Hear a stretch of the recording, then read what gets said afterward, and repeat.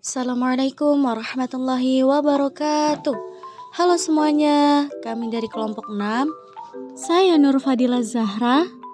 Halo, saya Ratu Ayu. Halo, saya Nurfitria Desturiani. Hai, nama saya Andini Apriani. Halo, saya Ita Jurianti. Di sini kami akan menjelaskan tentang retardasi mental. Selamat menyaksikan. Retardasi mental. Apa sih retardasi mental itu? Retardasi mental yaitu mereka yang memiliki kebutuhan khusus sementara atau permanen sehingga membutuhkan pelayanan pendidikan yang lebih intens. Ini terjadi karena mereka memiliki intelijensi di bawah rata-rata.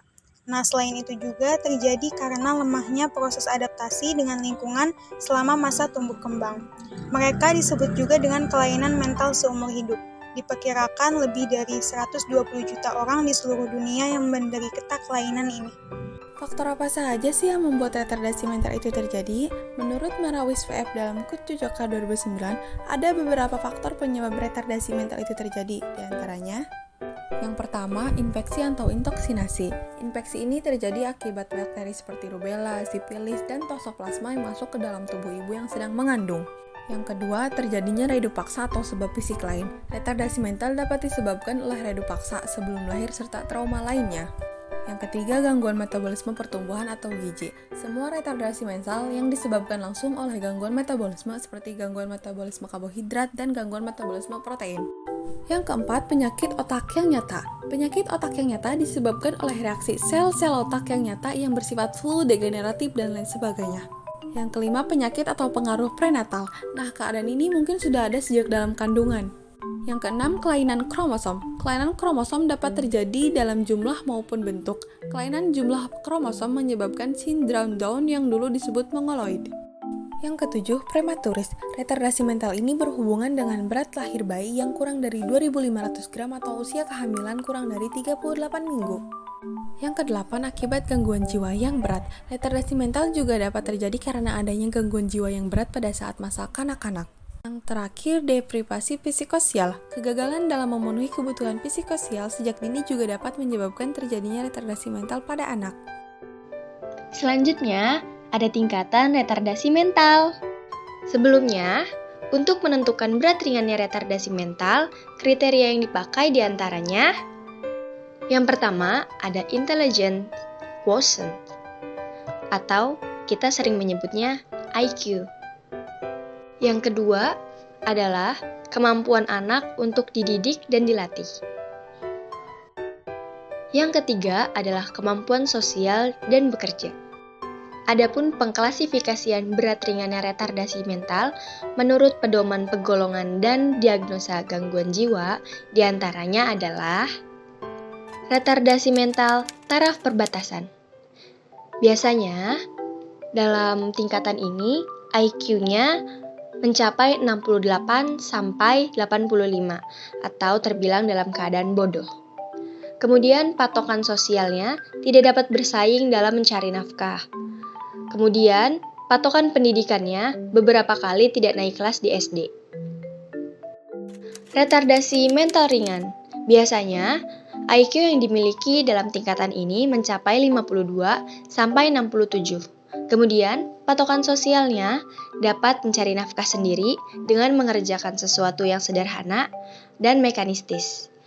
Lalu, patokan pendidikannya dapat dididik dan dilatih, tetapi pada sekolah khusus atau SLB. Retardasi mental sedang. Biasanya, dalam tingkatan ini, IQ yang dimiliki mencapai 36 sampai 51 atau dalam keadaan dungu atau taraf embisil.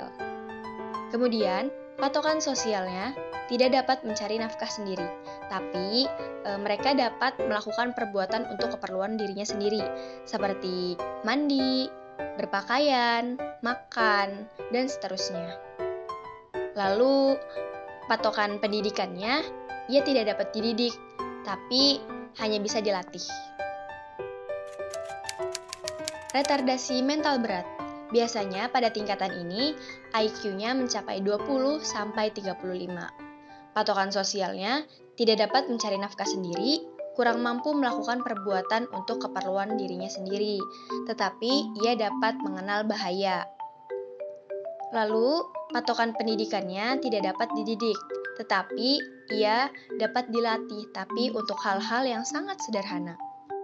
Yang terakhir ada retardasi mental sangat berat. Pada tingkatan ini, IQ yang dimiliki ialah kurang dari 20, atau dalam keadaan pander atau idiot. Kemudian, patokan sosialnya tidak dapat mengurus diri sendiri dan juga tidak dapat mengenal bahaya. Selama hidupnya, ia tergantung dari pihak lain.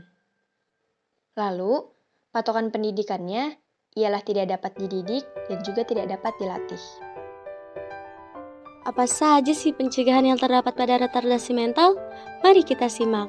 Menurut Lumbang Tobing SM 2001, pencegahan retardasi mental dibagi menjadi 3 bagian. Yang pertama ada pencegahan primer. Pencegahan primer dapat dilakukan dengan pendidikan kesehatan pada masyarakat, perbaikan keadaan sosioekonomi, konseling genetik, dan tindakan kedokteran. Selanjutnya yang kedua ada pencegahan sekunder. Pencegahan sekunder meliputi diagnosa dan pengobatan dini peradangan otak, pendarahan subdural, dan kraniostenosis. Selanjutnya yang terakhir atau yang ketiga ada pencegahan tersier. Pencegahan tersier merupakan pendidikan penderita atau latihan khusus yang biasanya dilakukan di sekolah luar biasa. Ada yang tahu bagaimana cara menangani retardasi mental? Penanganan retardasi mental hanya berfokus pada membantu individu dalam mencapai potensi terbaik mereka dan hidup lebih mandiri, bukan untuk penyembuhan. Jenis penanganannya sesuai dengan tingkat keparahan dan kebutuhan individu. Jenis penanganannya yaitu 1. Intervensi diri, yang mana membantu individu meningkatkan perkembangan individu dan memaksimalkan potensi individu. Yang kedua ada pendidikan khusus. Pendidikan khusus diberikan sesuai dengan kebutuhan individu. Pendidikan khusus membantu individu mengembangkan keterampilan akademik, sosial, dan emosional. Yang ketiga ada obat-obatan, yaitu obat yang digunakan sebagai penanganan untuk gangguan neurokognitif. Namun, jika gangguan ini terjadi karena retardasi mental. Contohnya, obat antikonvulsan untuk menangani kejang.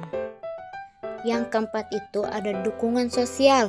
Dukungan sosial sangat penting bagi pasien dan keluarga, yang mana dukungan sosial bisa menyemangati dan membuat percaya diri pasien ataupun keluarga. Yang terakhir yaitu terapi.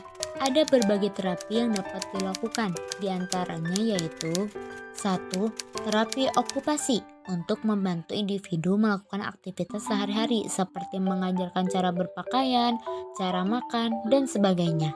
Yang kedua, terapi wicara atau berbicara.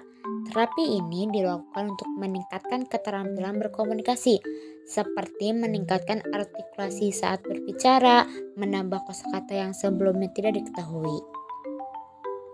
Yang ketiga, fisioterapi, yaitu untuk membantu individu bergerak dalam beraktivitas sehari-hari. Yang keempat, terapi perilaku, yaitu untuk membantu mengelola perilaku individu seperti mengendalikan emosi saat berperilaku. Yang terakhir itu ada terapi ortomolekular. Terapi ini dilakukan dengan cara diet dan nutrisi, yang dimana dilakukan untuk menjaga keseimbangan gizi dan nutrisi. Sekian dari kami, terima kasih. Bye.